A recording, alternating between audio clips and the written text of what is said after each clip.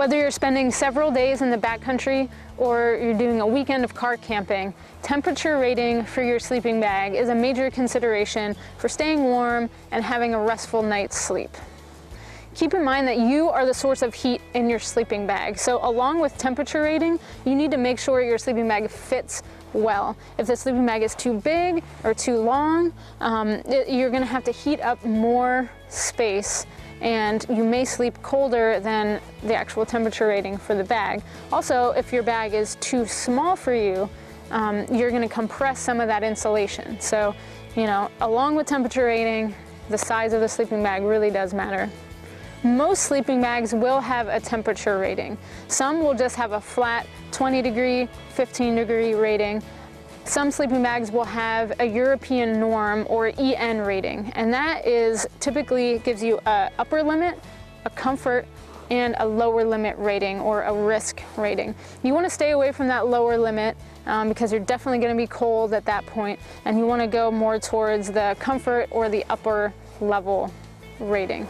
These temperature ratings are a really good place to start, but they're not a given, so there's lots of other variables to consider when choosing a sleeping bag, and we'll touch on those points.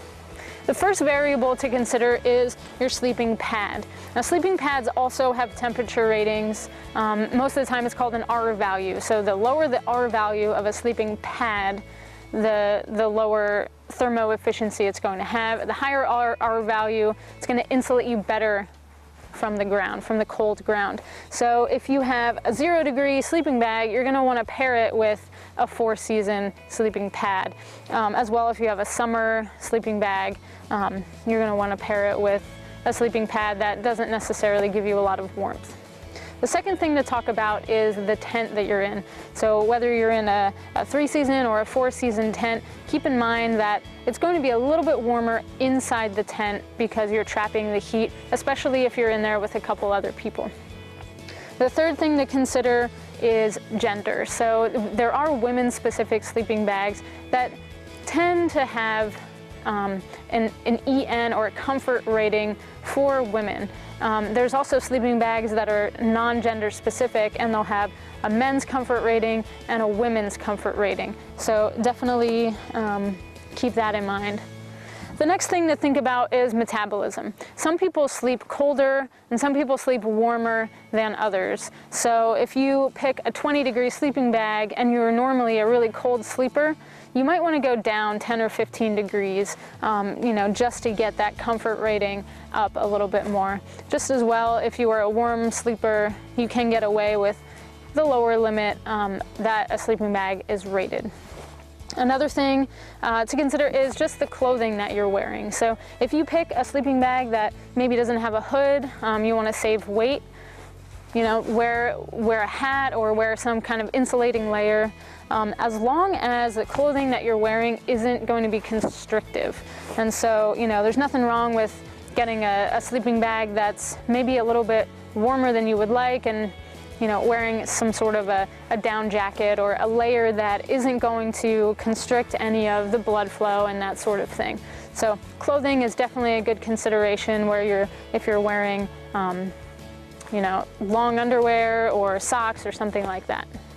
Choosing a specific temperature rating can be a daunting task, and so I want to introduce the use of a sleeping bag liner.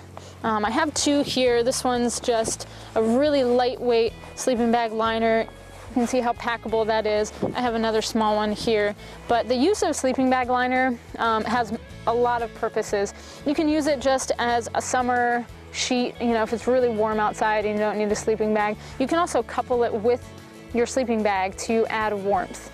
There's sleeping bag liners that actually come with a temperature rating, so they'll say they improve the warmth by 10 or 15 degrees, and some others don't have a temperature rating. But all in all, it's a very useful thing. It even protects the inside of your bag, so if you're backpacking all day and you're calling your bag, you'll get sweat on the sleeping bag liner. They're really easy to wash, so you can just throw that in the wash when you get home. All in all, really packable and something very useful to couple with your bag.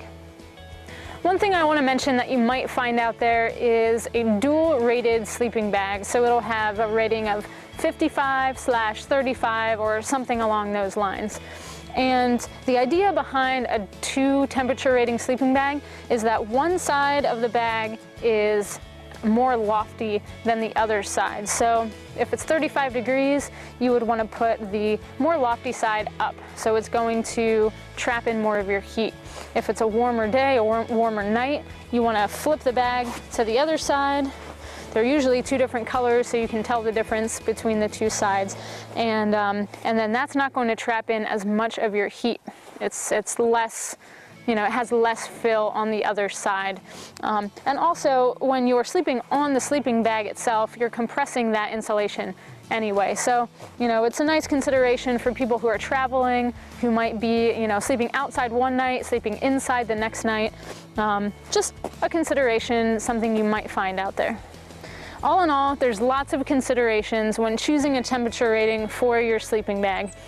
Keep everything in mind and sleep well.